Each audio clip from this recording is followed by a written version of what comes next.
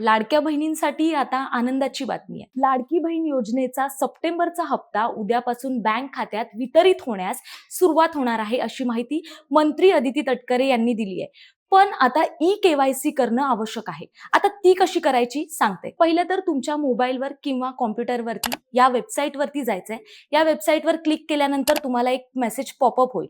तिथे क्लिक करायचंय. त्याच्यानंतर तुमचा आधार कार्डचा नंबर टाकायचा आहे. त्याच्या बाजूलाच कॅप्चा कोड दिलेला असेल. त्या कॅप्चा कोडवर क्लिक केल्यानंतर तुम्हाला आधार कार्डशी म्हणजे तुमच्या आधार कार्डशी लिंक असलेल्या नंबरवरती तुम्हाला ओटीपी येईल.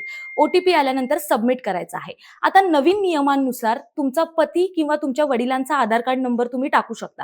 सेम प्रक्रिया ही करायची आहे. त्याच्यानंतर जात प्रवर्ग तुम्हाला टाकायचा आहे. काही रूल्स तुम्हाला स्क्रीनवर विचारले जातील, ते तुम्हाला सबमिट करायचे आहेत. या सर्व प्रक्रियेनंतर तुम्हाला तुमची ई-केवायसी पडताळणी यशस्वी झालेली आहे की नाही हे कळेल.